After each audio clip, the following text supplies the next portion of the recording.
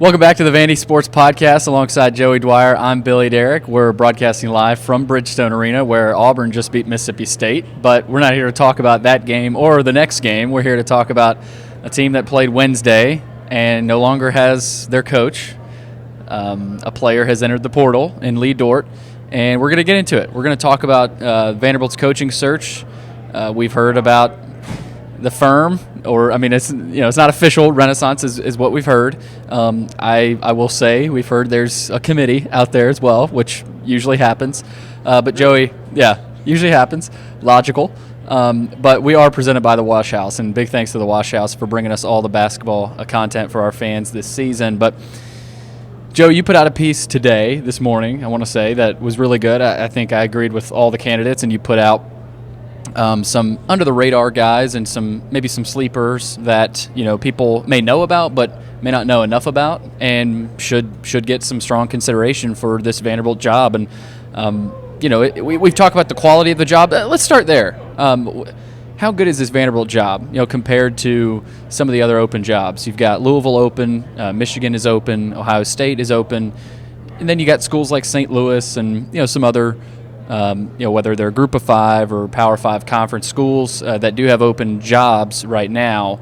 What's the quality of this job? And I think both of us think it's better than a lot of people think and the perception believes. But we'll start there. How good is this Vanderbilt job in your mind? Well, it's not Michigan, it's not Louisville, but it's also not an impossible job. And I think it's been made out to be by some national media an impossible job. It's not. Billy, there's a path to winning here, and it's tough. Like, this isn't a job that you can come into and turn a roster in 1 year, or at least it's not easy to do that. But this is a job you can win at, Billy, and I think that's kind of my thought on it. It's not as easy as Michigan or Louisville. Those jobs have unique challenges to themselves, but Vanderbilt has its own challenges. You look at the portal. There's guys that have gone in from Belmont today. Malik Dia went in, actually. Maybe we'll get to that at some point this week, but Jacoby Gillespie went in. Those are guys that are good enough to play at Vanderbilt, but Vanderbilt can't get because of academic standards, and that's not because their grades are bad. It's because they need a certain amount of credits. They can only really go for guys who are rising sophomores or grad students. That's a huge hurdle, especially when you have to overcome what they have to overcome on the player personnel side. The NIL isn't quite where it needs to be yet, but there's optimism it could get there, and I think that's kind of where I want to start with the positives. I think a lot of coaches have looked at what Clark Lee did this offseason and say, hey, maybe there's a path to getting boosters lined up, and it feels like if they make a hire that people are excited about it, whether it's a Chris Mack or it's a Pat Kelsey or Josh Schertz, if people are excited about it and the coach is intentional about embracing the booster base and embracing the fan base, I think he could get them lined up. So NIL, I think, is a sneaky positive to this job. It's not going to be Tennessee, it's not going to be Kentucky, but they've got a chance to actually shell out some cash, and they did a little bit last offseason. I know Stack said in the presser that NIL was a challenge for them, and I think it was.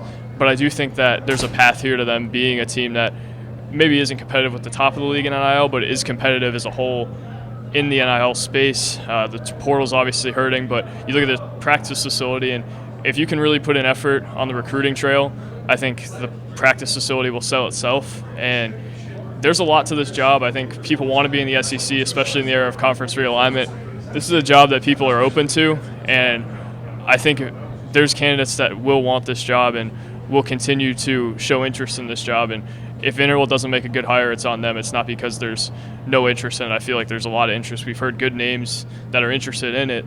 It's just a matter of whether they can nail it. Yeah, I think this job is pretty close to having everything you need right now.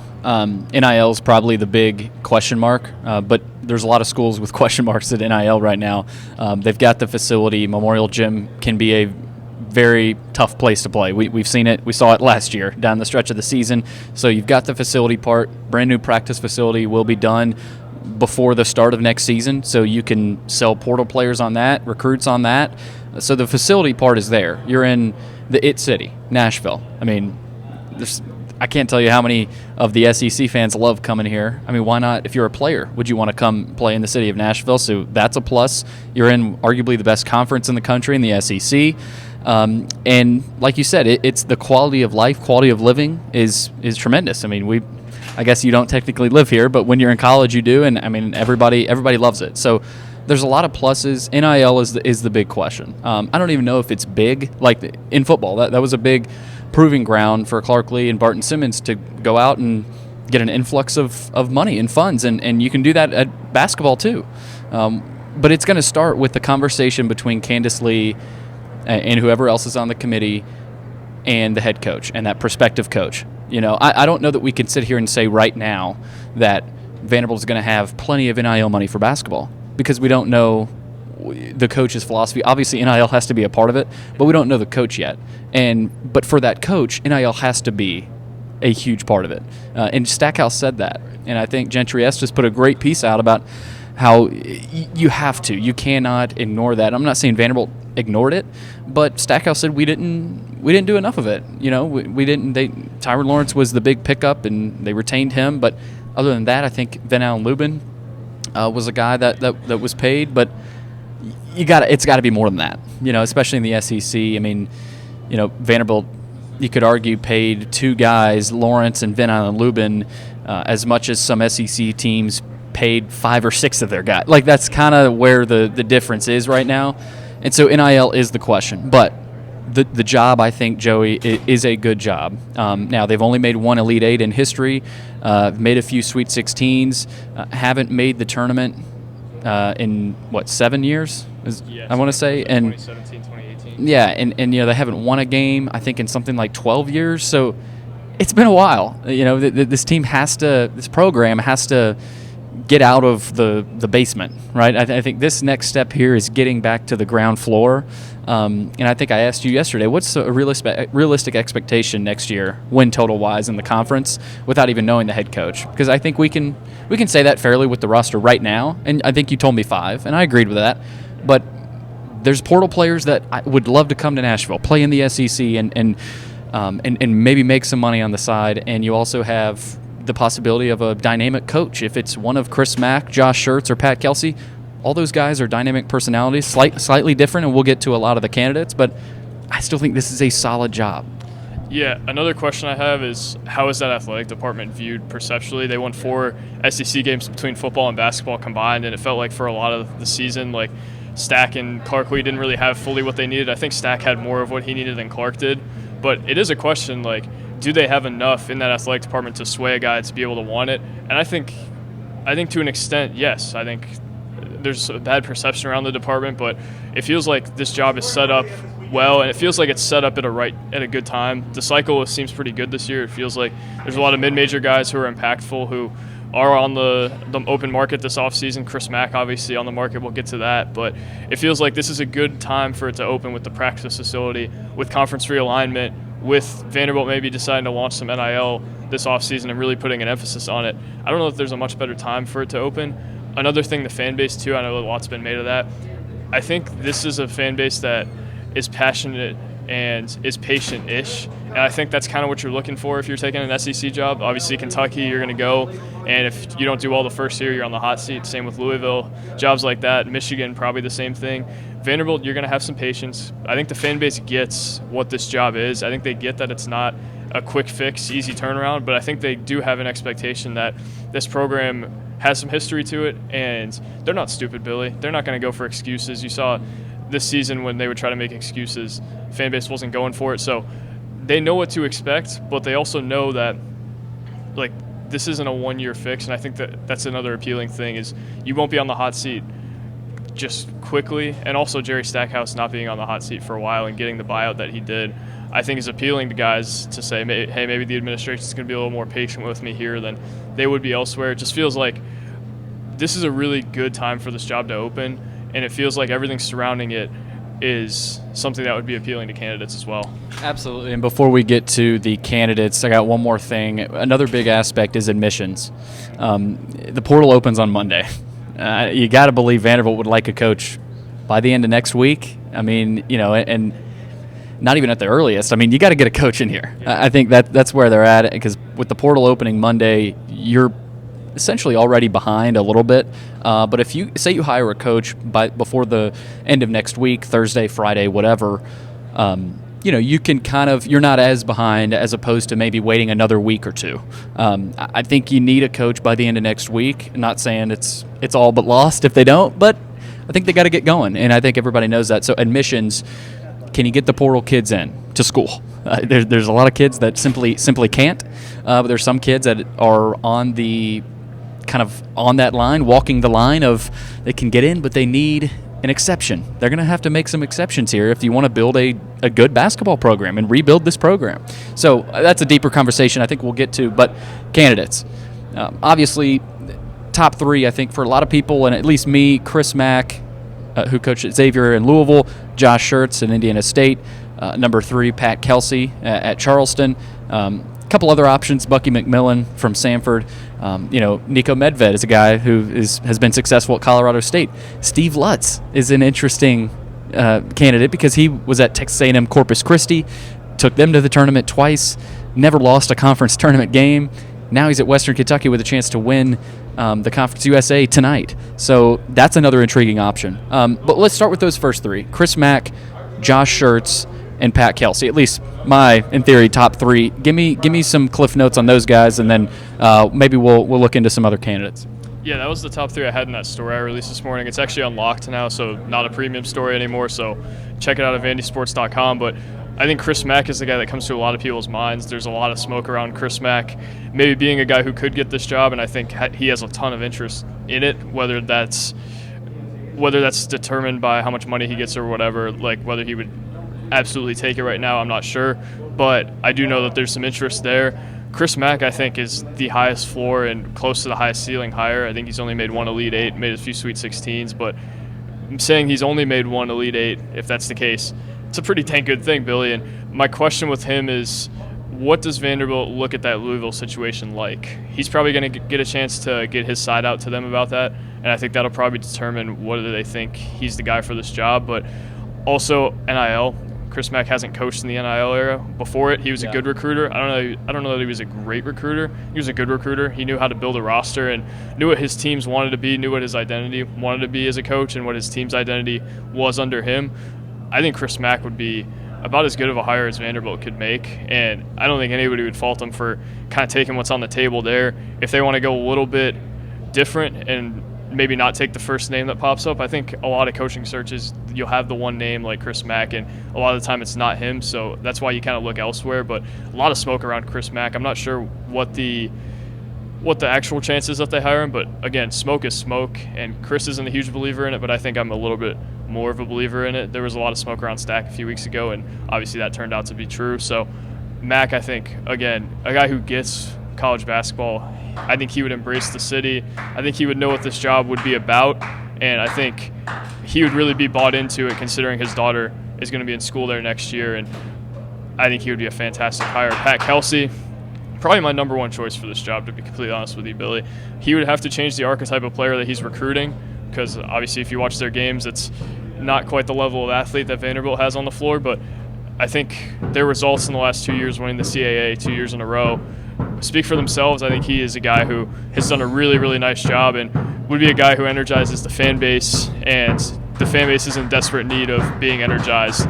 Obviously, the recruiting blueprint would have to change with him, but when you look at the way he can energize the boosters, when you look at the way he could kind of pitch to recruits and can sell to the student body, can sell to the alumni base, I think Pat Kelsey is a guy who really could do a good job at Vanderbilt. Charleston, I think, private school, not even really close to the level of Vanderbilt, but you're dealing with admissions there. You're dealing with things that you don't always deal with at schools.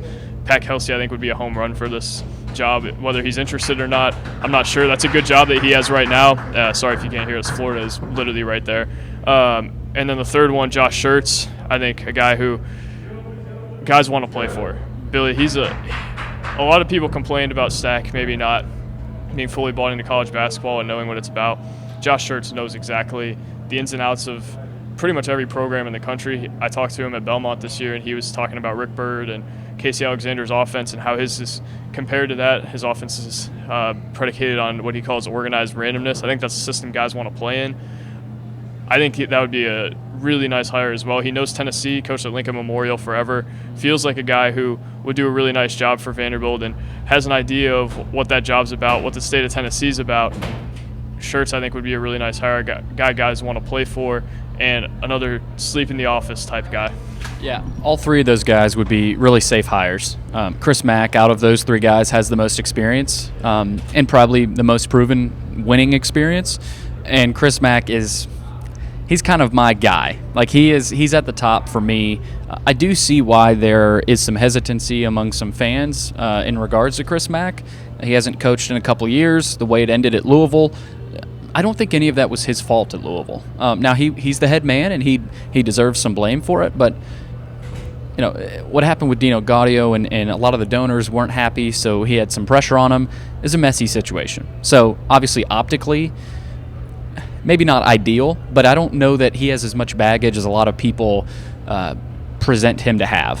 So I want to throw that out there, but I think Chris Mack would be a phenomenal hire. He's coached at a school like Xavier, small private school, and took them to Elite Eights, Sweet 16s, and I mean he produced at a consistently high level at Xavier, then goes to Louisville and wasn't bad at Louisville, just got messy and wasn't maybe winning enough that second year and felt some pressure.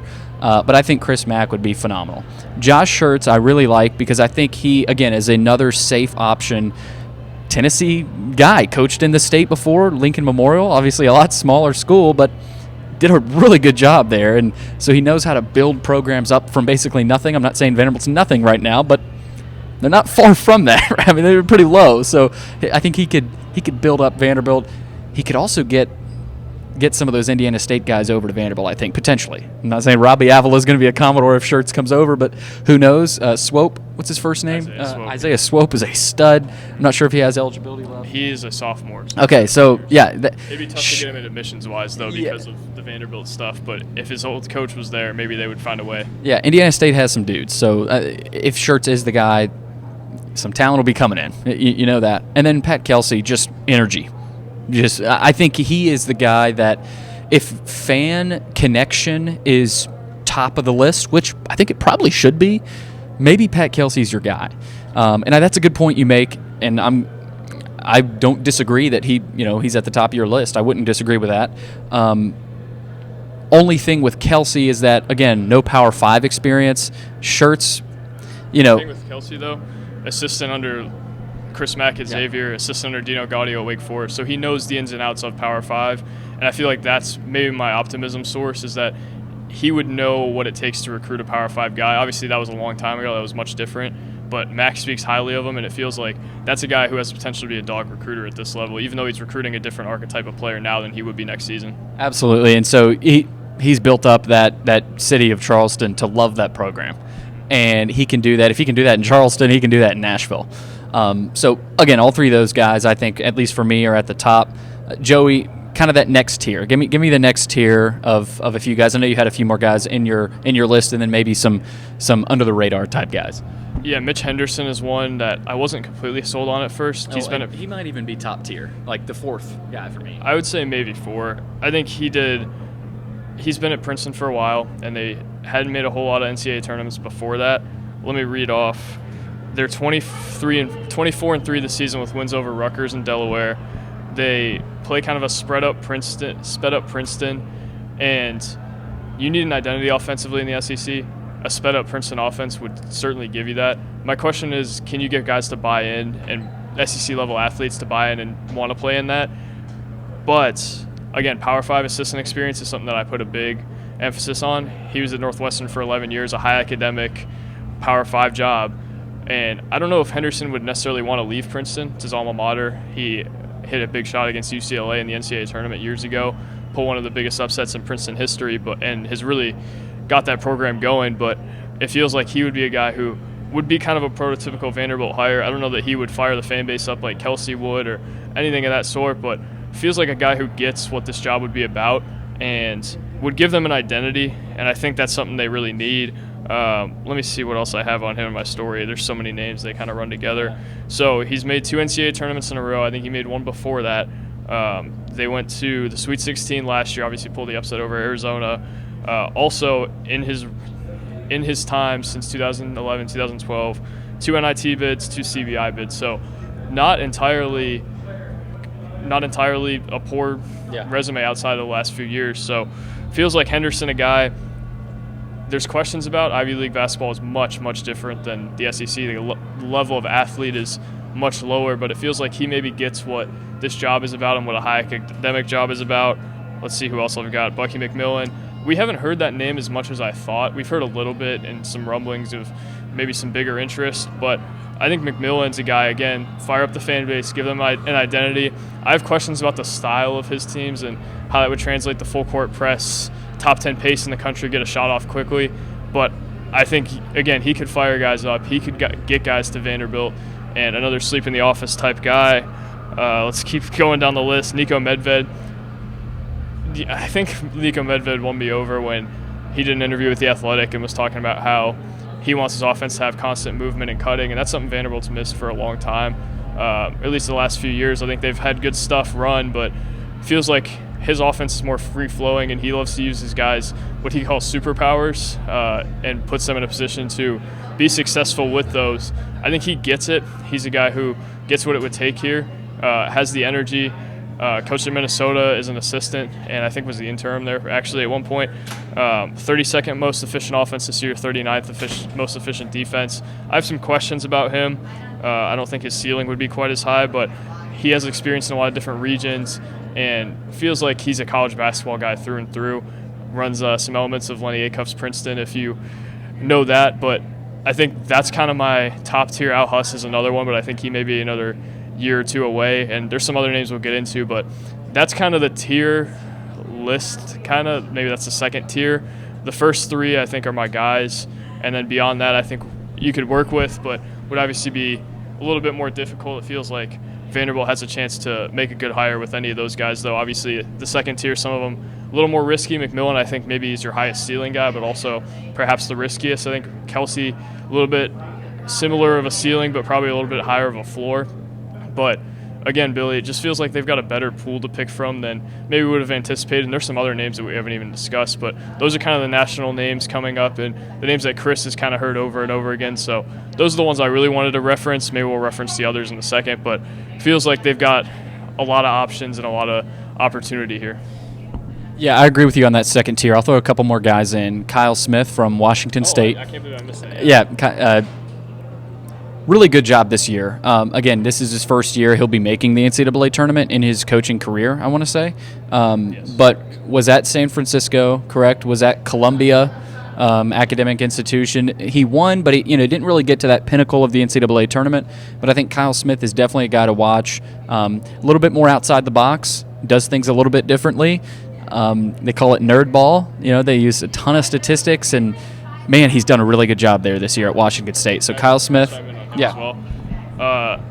I was talking about this with Mitch Light, the college football editor at The Athletic, and I told him I wasn't fully bought in on Smith, and I'm still not sure I have bought in on him. A lot of his experiences on the West Coast, and obviously first NCAA tournament berth, so not a huge sample size. Here's what he sent me, though, with some pro Kyle Smith data. Columbia has had 2 winning Ivy League seasons since 1993. Both were under him, obviously an academic place. San Francisco had a winning record in the WCC 3 years at USF under Smith.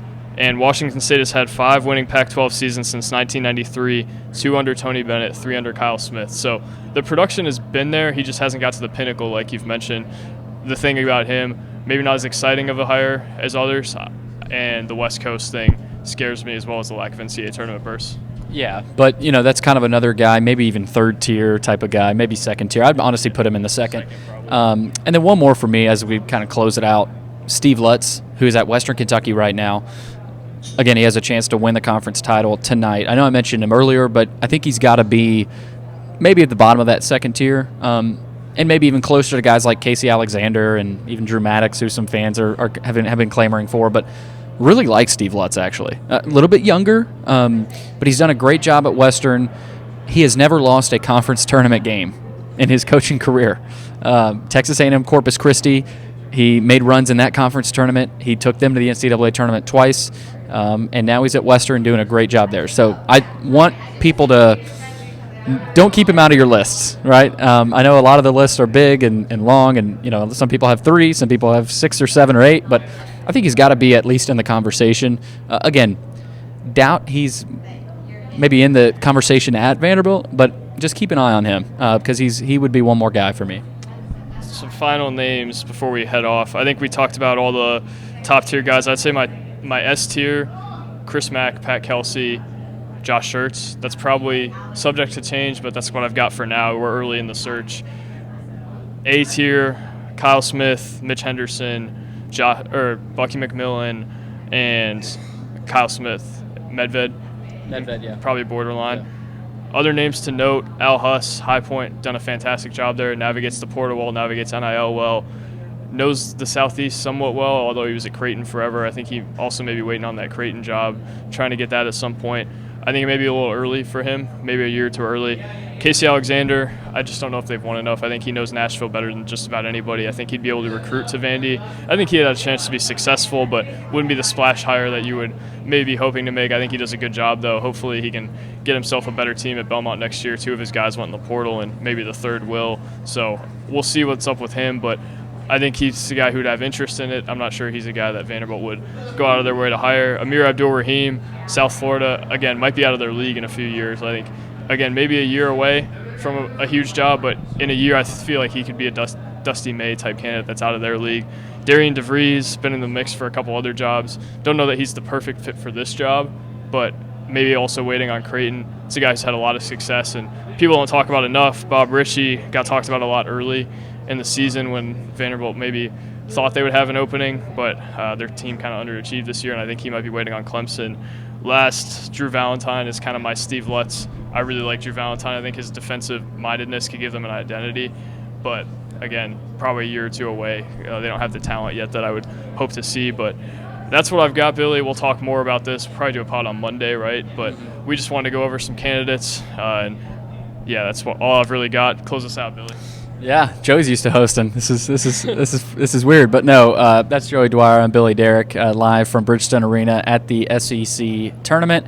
Stay tuned for all of our coverage next week, and if there's another week in this search, that next week, and stay tuned because we're going to try to get some video content, some podcast content out there. Joey with all the written content as well. But again, thanks to the Wash House. That's Joey. I'm Billy. Thanks for tuning in again.